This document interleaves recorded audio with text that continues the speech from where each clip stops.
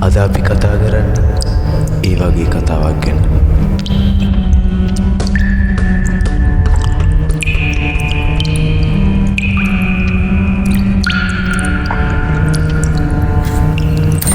වසර ගණනාවක් මුළුල්ලේ වනාන්තරයේ විසින් කිල ගනිමින් තිබෙන ගමක් තිබුණා. මෙම ගමේ පැරණි දේවාලයක් තිබ්බා. අධික ලෙස ජරාජීර්ණ වී වල් වැදී මෙම දේවාලය අපිරිසිදු අප්‍රසන්න ස්ථානයක් වී තිබුණා.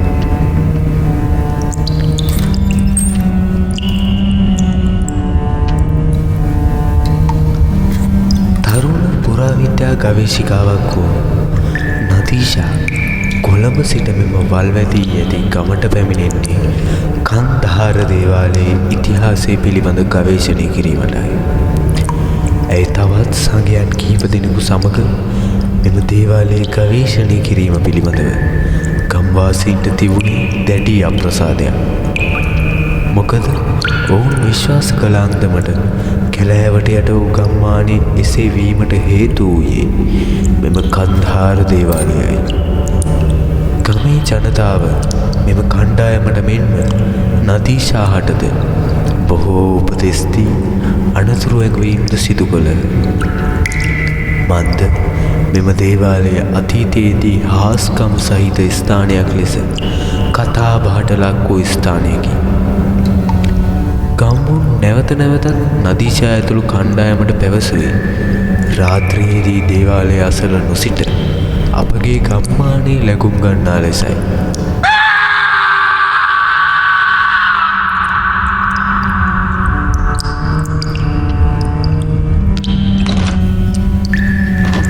පරීක්ෂණ සිදු කරමින් යන අතරතුර නදීෂා දිනක් තම ජීවිතයේ දවදානමේ දමාගෙන අනතුරු ඇඟවීම්ද නොසලකා තම කණ්ඩායම ගමට පිටත් කර ඇයි තනියම දිනක් දේවාලය අසල රාත්‍රියේ පරීක්ෂණයක් යෙදුණා. ඇයට අවශ්‍ය වූයේ ගම්මුන්ගේ කටකතා සත්‍යදැයි සනාථ කර ගැනීමටයි. ටික ටික අඳුර වැටිගෙන එන විට නදීෂාගේ ශරීරය සීතල වී පරිසරයේද වෙනම කාලගුණ තත්වයකට පෙරළුණා. ටික වේලාවක් ගත වන විට ඇයට බල්ලන් නුඩුපුරන ශබ්ද, නරියන් හූ කියන ශබ්ද ඇසෙන්න අරගත්තා. අතීතයේදී ගමක් වූ නමුත් දැන් දේවාලයට ප්‍රදේශීය වනයක්. හිවලු බල්ලන් කෑ ගැසීම වනයේකට සාමාන්‍ය දෙයක්. එහෙත් රෑ බෝවෙන්න දේවාලය අසලින් මත්තර මතුරන හඬවල්, ආභරණ සෙලවෙන හඬවල් නදීෂාට ඇසෙන්නට විය. ඇය තාමත් උද්‍යෝගයෙන් දේවාලය අසලට වී සැඟවී දේවාලය දෙස බලා සිටියා. ටික වේලාවකට පසු ඇය තිස්නේ දෙන පැහැපත් මහල්ලෙකු දේවාලයෙන් පිටතට එන බව දුටුවා. ඇයි මෙම දසුන පුදුමයට භීතියටත් පත් වුණා. මහල්ලාගේ කාන්තිමත් ස්වරූපය පැවති නමුත් මුහුණේ තා වියරු හැඟීම් ලකුණු වී තිබුණා.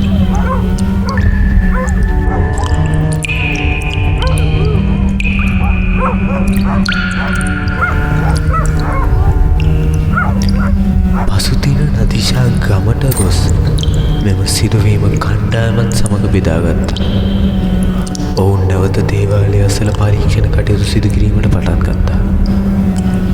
පරීක්ෂණ කටයුතු අතරතුර දේවාලයේ දේව මන්දිරයේ තිබී පැරණි ග්‍රන්ථයක් සොයාගන්නට සමත් වූ මොවුන් මෙම පොත කියවන විට ගම විනාශ වීමට හේතුවත් දෙවියන්ගේ කෝපය පිළිබඳ තොරතුරු දැන ගැනීමට ලැබුණා.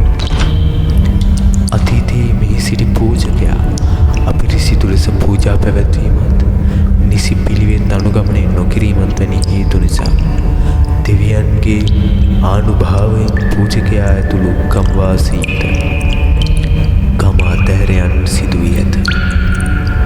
ස්වභාවික විපත් වැඩිවීම, වනසතුන්ගේ ප්‍රහාරවලට ලක්වීම වැනි දේවල් සිදුවිය. මේ වන විට දේවාලය සතුන් අරක්ගත් තැනක් බවත් එම ගම්මානයේම අද්භූත සිදුවීම් වලින් හා දරුණු වන සතුන්ගෙන් පිරී ප්‍රදේශයක් බවත් ගමේ වැඩිහිටියන්ද පැවසුවා. ගම්මු පවසන්නේ නිදන් හැරීමට ගිය අයෙකු අමනුස්ස බලවේගවලට හසු වී මිය ගොස් දේවාලය අරක්ගෙන ඉන්නවා කියාය.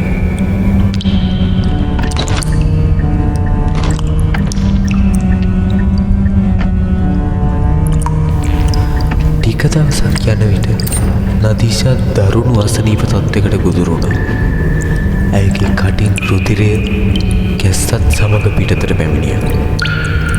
ගමේ වෛද්‍යවරයා පැමිණ ප්‍රතිකාර කර පසුව මේ ආකාරයේ රෝග දේවාලයේ පිහිටි ගම්මානයේ විසූ අයටත් තිබූ බවයි පැවසුවයි. තමාටද මෙසේ වන්නේ තමා එදා රෑ දුටු දසුන හේතුවෙන් බව ඇයට තේරුම් ගියා. පැරණි පූජා චාරිත්‍ර සිදු කිරීමට පෙළඹුණා.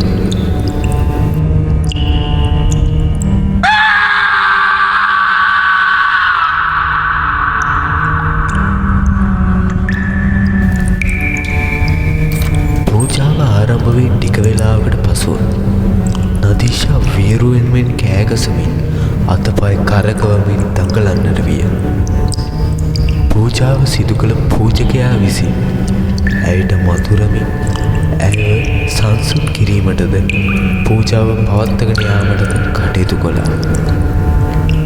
පූජාව නිමවීමෙන් පසු ඇයගේ ඇඟට ඇතුළු වූ ආත්මය හා ඇය සංසුන් වී වියරුවෙන් මෙන් දැස් දල්වාගෙන බලා සිටියා.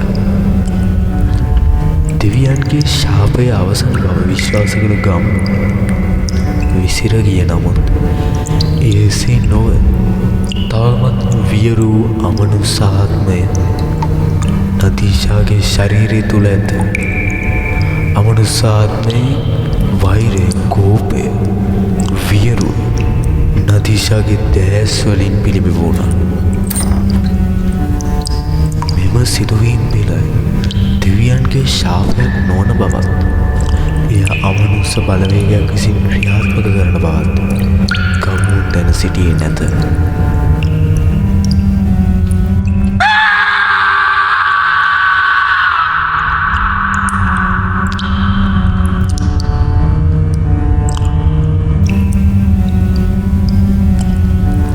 ඔබටත් මේ වගේ අත්දැකීම් තියෙනවද? පහලින් කමෙන්ට් එකක් දාගෙන යන්න. මීළඟ වීඩියෝ එන තෙක් අඳුරු සත්‍ය නාලිකාව සබ්ස්ක්‍රයිබ් කර බෙල් අයිකන් එක ක්ලික් කරලා තියාගන්න. ඔබට සුබ දවසක්.